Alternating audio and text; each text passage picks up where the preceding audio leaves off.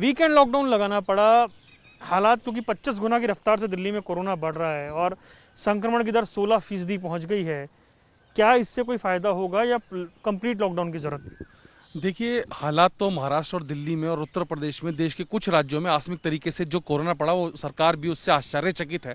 जिस तरीके से हम बिल्कुल अंत की ओर पहुंच गए थे कि अब लग रहा कि कोरोना का खत्म हो जाएगा, जहां बिल्कुल हम इसको कहें कि हमने मन में मान लिया था, हम लापरवाह हो गए थे, लेकिन उस तरीके से दोबारा कोरोना का आना कहीं ना कहीं बहुत सवालिया निशान खड़ा कर देता है। क्योंकि हम जिस तर्ज पे चल पड़े थे, हमें ये लगा था कि अब सब कुछ ठीक हो गया है, लेकिन जब हमने देखा कि एकदम विस्फोट इतना बड़ा हो रहा है, जब हमने देखा कि ये आंकड़े तो पिछली बार की अपेक्षा कई ज्यादा गुना बढ़े हैं, तो सरकार को यहाँ पर एक निर्णय लेना पड़ा। और बात करते हैं कि अभी वीकेंड कर्फ्यू से क्या फर्क पड़ेगा, ये जो आपका प्रश्न है कि पूरे लॉकडाउन की जरूरत है। देखिए, पूरे लॉकडाउन को की जरूरत हर हाल में है, लेकिन क्या हम उसके लिए तैयार हैं? सरकार तैयार है, जनता तैयार है। देखिए, आर्थिक चीजों को भी देख के चलना पड़ेगा।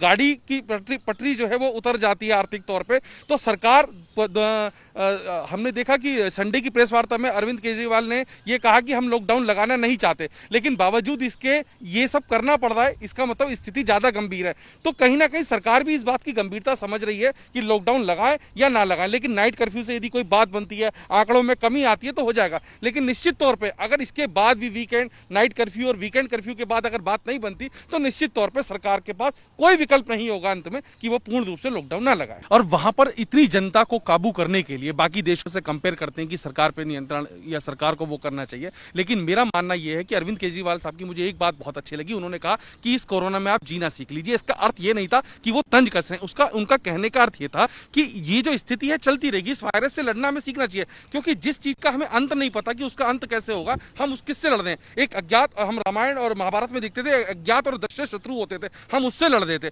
आज भी हम उसी से लड़ने। कोरोना क्या है, उसका क्या स्थिति है, किसी को नहीं पता। लेकिन बावजूद इसके अगर हम पूर्ण रूप से सरकार पे ये कह दें कि उन्हीं की जिम्मेदारी बनती है, ये कहीं ना कहीं गलत है। क्योंकि हमें स्वयं बहुत सारी चीजें देखनी है, और हर रोज जो आंकड़े आज की डेट में बढ़ रहे हैं, बड़ा भयावह ये दृश्य है। और ये एक इस तरीके की जो तस्वीर है, ये कहीं ना कहीं मानव की जान से बढ़ के कुछ नहीं। मेरे हिसाब से अगर हम देसी तरीके से बात करें, बहुत अच्छी बात है, बच्चों ने जी जान से तैयारी करी, हम भी उस दौर से गुजरे, उनको मस्तिष्क पर प्रभाव भी पड़ा होगा। लेकिन बतौर माता पिता, बतौर पेरेंट्स, क्या हम बच्चों को मौत के मुंह में डाल दें? हम बच्चों को वहां भेज दें? तो ये सरकार का निर्णय कहीं ना कहीं सही है। क्योंकि अगर उसके बाद कोई इफेक्ट पड़ता और उस कोरोना को लेके या बच्चों को कोरोना हो जाता, खुदा ना खास्ता कोई मिस हैपनिंग हो जाती, किसी की मृत्यु होती, कोई इस तरीके की बात होती, तो कौन जिम्मेदार होता? तो कहीं ना कहीं ये चीज सही भी है कि